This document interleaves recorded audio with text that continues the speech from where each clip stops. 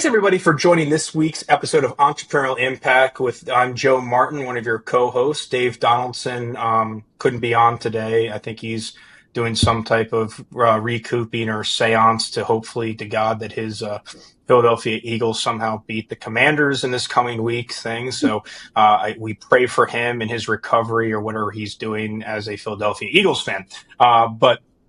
What I'm really excited about today at Entrepreneurial Impact is that I've got a great friend of mine, colleague, Cassidy Burns, just had an amazing journey. And I'm going to let him tell that because I would just butcher it if I tried to do it myself. But going from some small means to where he's at with a full service real estate advisory services around sales, leases, management, development, construction. I'm going to let him do that story. But I think the one thing I love about Cassidy is that I'm always learning from him from a competitive nature. Funny enough, we also played in the same Division III football conference in the ODAC.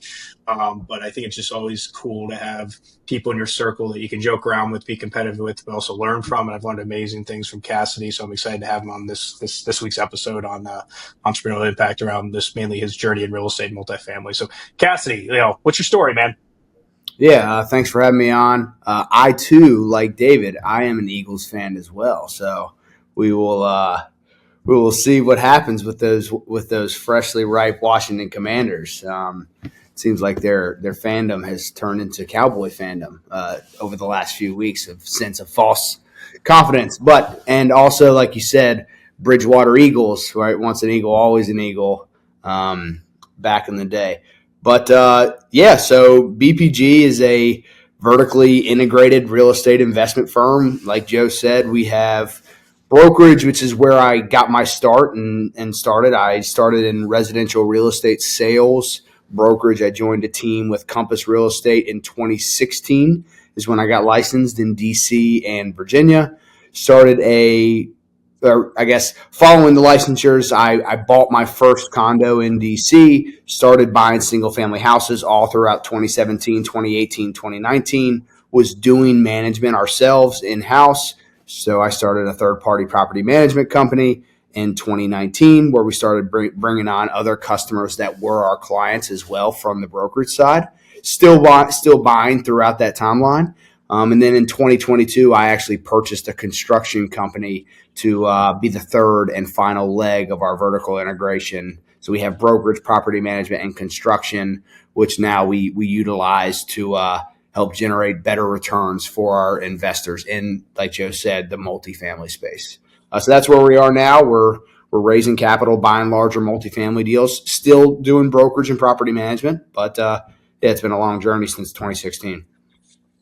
Well, let me ask you this question. Why real estate? Like, why did you transition? I know you went from, being in, personal training, fitness to then real estate. And then, from real estate sales got, elevated into diversification to management and those other verticals around development and that. So like, I guess what first question is like, why real estate? Why are you passionate about it? Why that industry for you?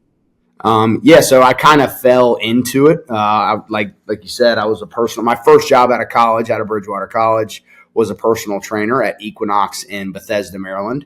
And I was just servicing clients in a different way, right? I was building rapport with building relationships with higher net worth individuals were typically my clientele, at Equinox in Bethesda. And then one of my clients actually hired me to come onto his real estate team. So I was exploring a change of career. I got a job at Merrill Lynch as a wealth manager. I was getting ready to take my Series 7 and Series 63.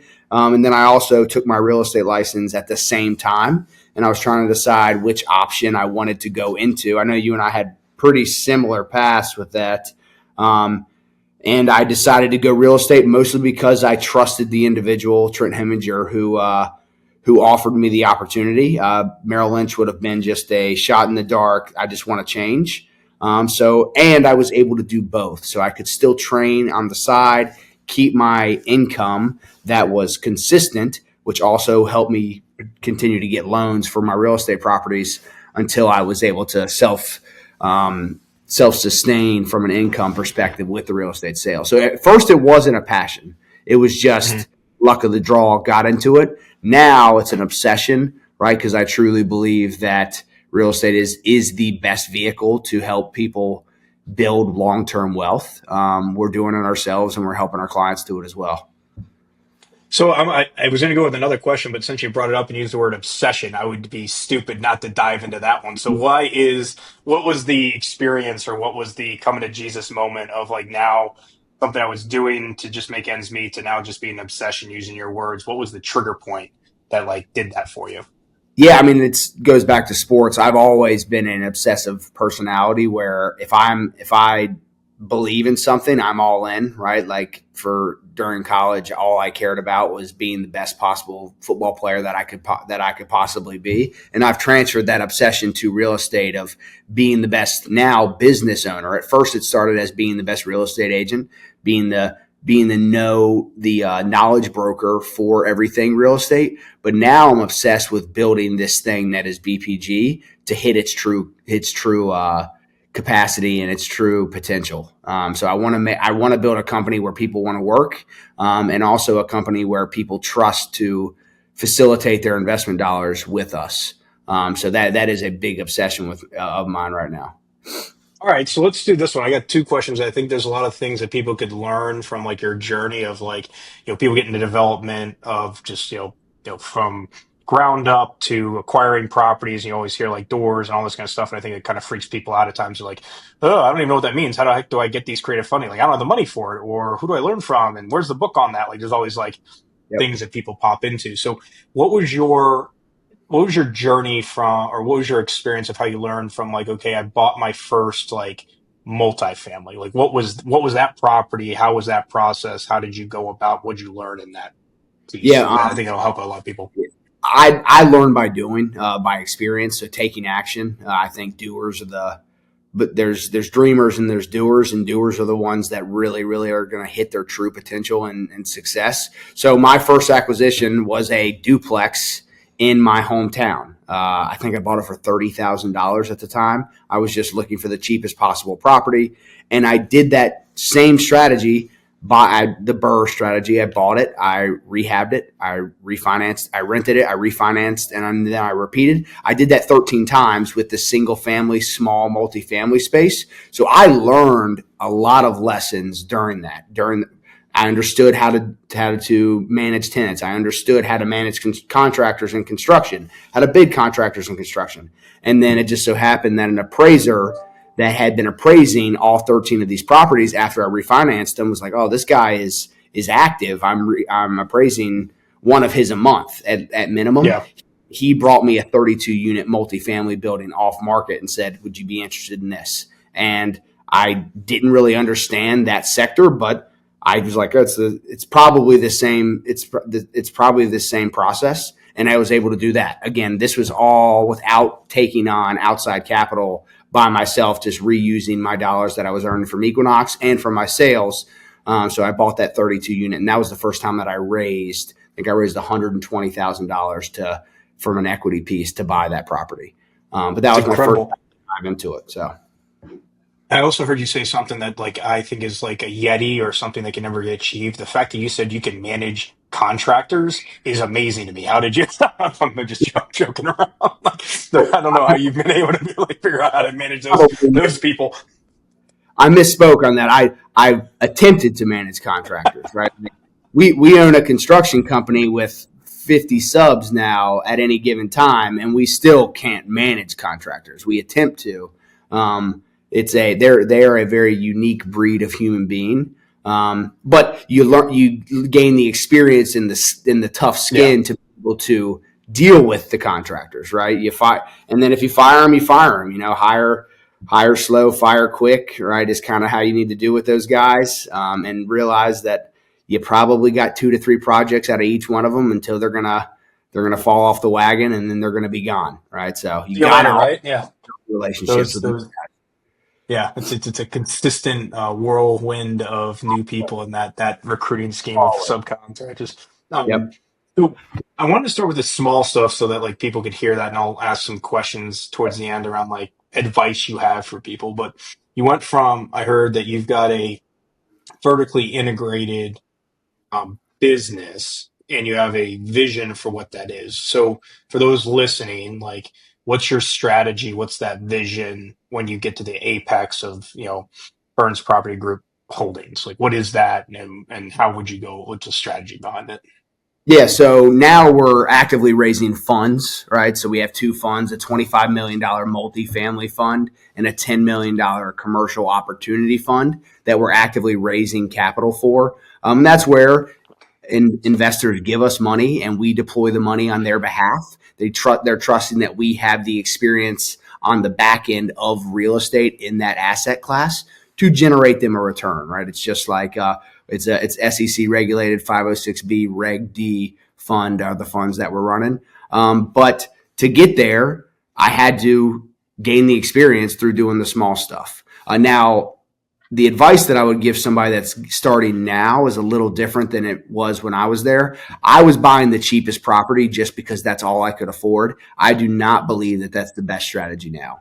I think that the basis for cheap is still expensive depending on the market. So I think you need to buy the best possible property that you can afford and execute your business plan on right now. Don't just go after something because it's cheap. I got lucky because it was perfect timing of the market. 2017 to 2020, you could throw a rock and make money on these rental properties, right? Interest rates were low, the cost of construction was low, the acquisition prices were low. So I got lucky. All three of those were timing. Now interest rates are high, the cost of construction is high, prices are high. So you have to really, really buy good value in the current market.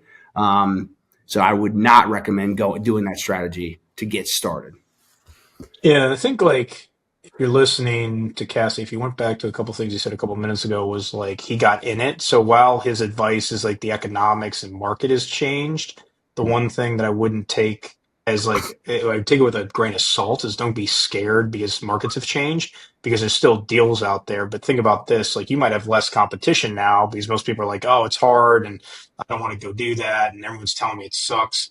But if you get the local market, like you just said, like one of the things like a key piece for anybody listening is like a relationship that he had in his town is what sent him a 32 unit deal. It wasn't some syndication or some on market or some like commercial listing thing. It was that because he had done stuff and was on the ground doing it and attempting, failing, learning, moving it forward, an opportunity comes up. And I think that's the biggest key for all the like trends that you have that people need to learn is just like you can study all you want and conceptually print out shit, but like if you don't actually get your feet in the water and actually go find stuff, you're never actually going to learn, nor will you actually make progress on like acquiring real estate. Yeah. And you just have to use leverage. And a lot of times you're leveraging other people's expertise to help you get started, right? Whether that's a broker in the area that understands the market, a property manager that understands where the rents are, a contractor that can tell you exactly what the cost of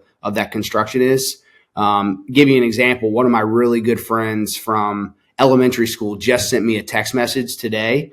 And in 2019, I have been hounding these guys to buy your first house, just buy a primary residence. It's the only way you're going to truly, truly get started in this journey. It's really, really hard to get wealthy investing 10% of your paycheck into the stock market. It just doesn't have the appreciation potential and the leverage potential that real estate does. So he bought a house in 2019. He took my advice in Knoxville, Tennessee, which that market has seen huge appreciation. And he watches our social media and he's been trying to learn. And he texted me today and said, I'm not in a rush, but I'm looking at some costly home repair and some rehabs to my house. Is the HELOC an option? And the answer to that is 100% yes, because he has appreciation. So now Yeah. he's going to be able to tap into that asset and the equity that he has in that asset to do the rehab, to update his bathroom, to update his kitchen. And he would never have had that opportunity if he didn't buy in 2019. So if you don't own a piece of property right now, you have to just get into something. Don't over lever yourself, but get into something that makes sense for you.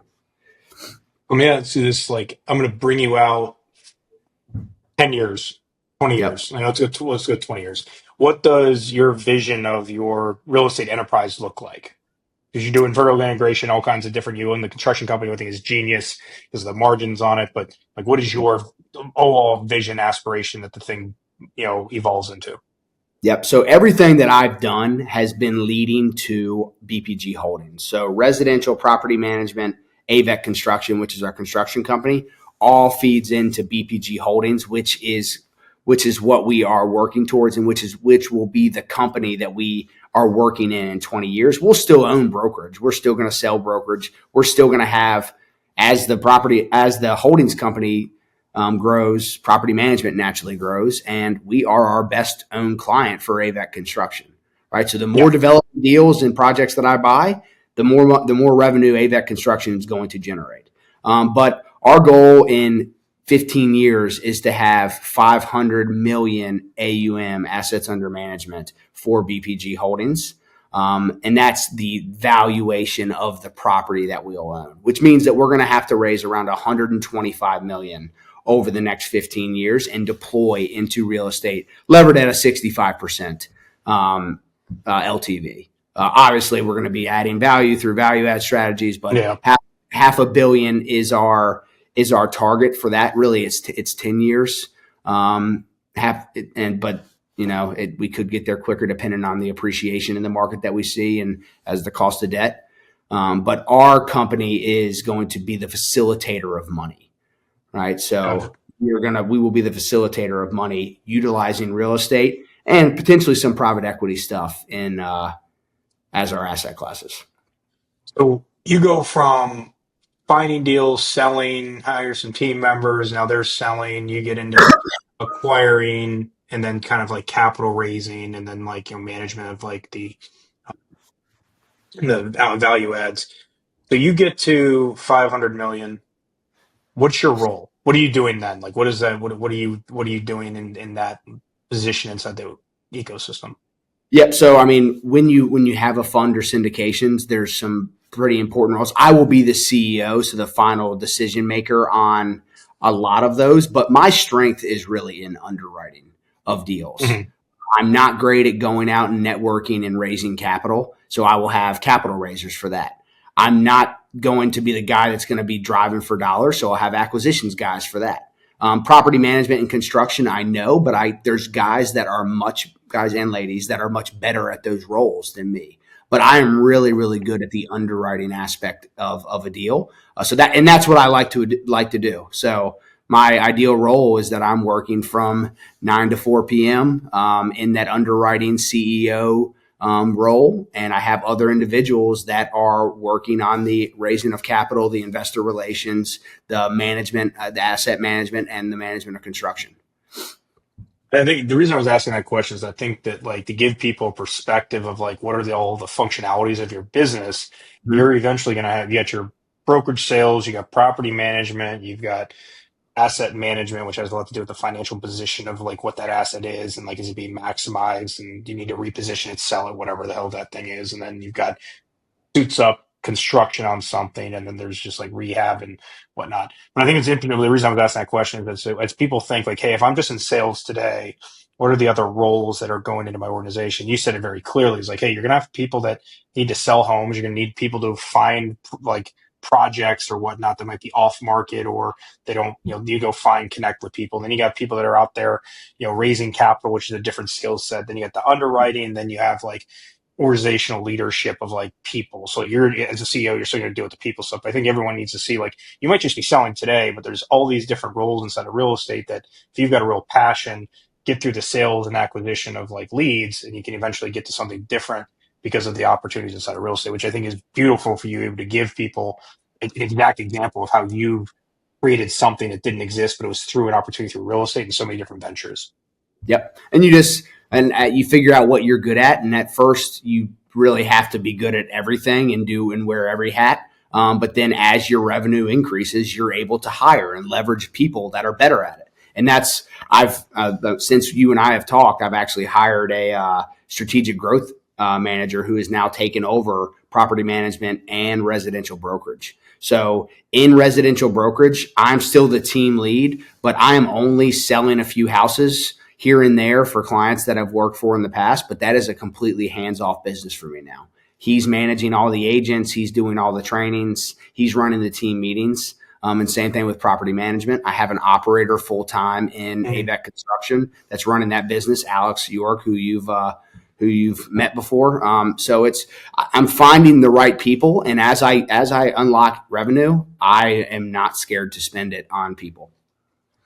And for those of you listening, and I want to my final question to Cat, because like Cassie's giving live examples of stuff. What you're seeing structurally is he created a vertically integrated. He brought up at the beginning of vertically integrated. What you're Yep. seeing, like just smart for efficiencies, is that all of his businesses feed each other. So you can do sales, and you might be, prospecting for listings or buyers, but they eventually say, hey, I've got a property that needs management. Well, I can do that. Hey, my client that does a listing because AVEC Construction's there. Hey, do you need pre-list construction? We can do that for you.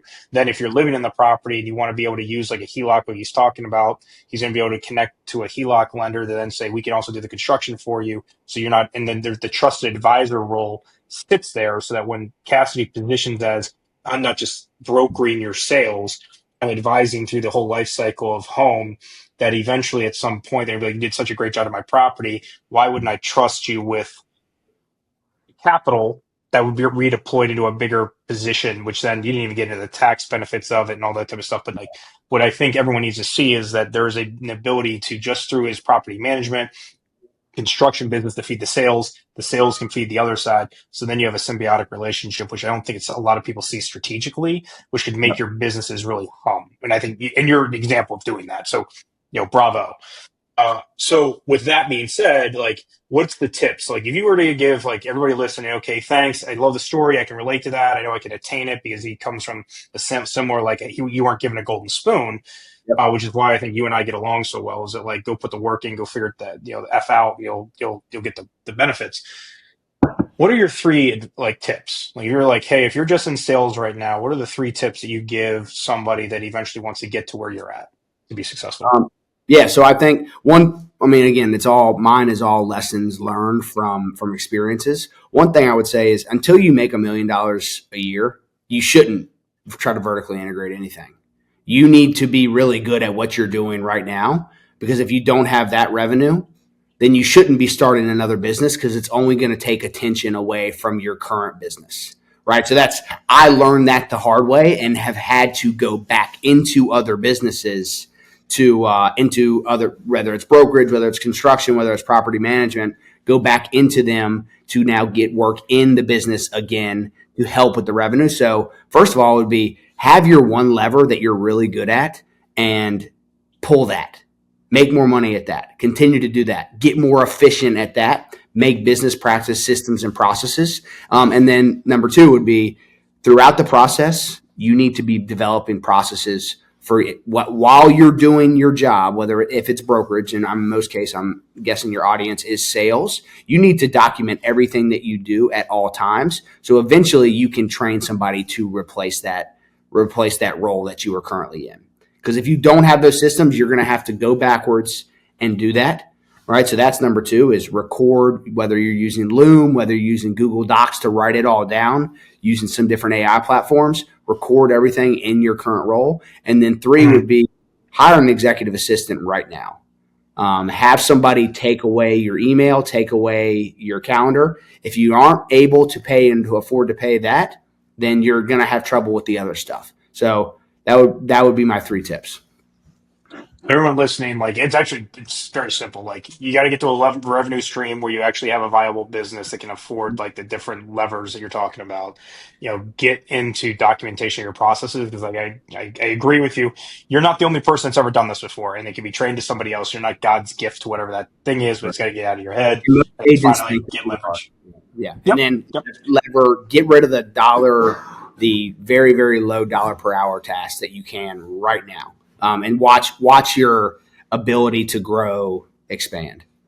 Well, I think that the key around that one too, that you've already done to just put the bow on it, is that, but you deployed when you got time back, you didn't sit on the couch and like, play Correct. video games. You basically went out into acquisition mode and figured out how to make more money. So the key is that, okay, you just got time back for the assistant, redeploy that in the dollar productive hours and not like something that you're just like, oh, now I feel lazy and I'm just going to, take off and not do anything, like redeploy that time, which I think is brilliant. So, Cassie, I just want to say thank you for your time today to go through like your journey, make it relatable to people that say like, hey, you can do this too. It's going to take you some time, some grit, some learning, some failures, and have the right network around you to figure those things out and get your feet wet, like put your feet in there.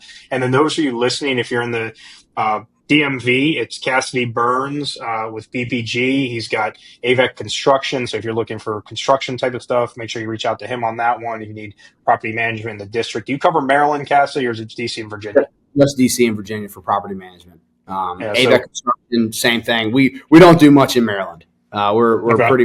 pretty much DC and Virginia. Okay, I get it, the People's Republic of Maryland, but we'll leave it at that one. But thanks, Cassidy, and those listening to if you enjoyed the episode this week, give us a like, give us a follow, and then tune in next week for more great content on entrepreneurial impact.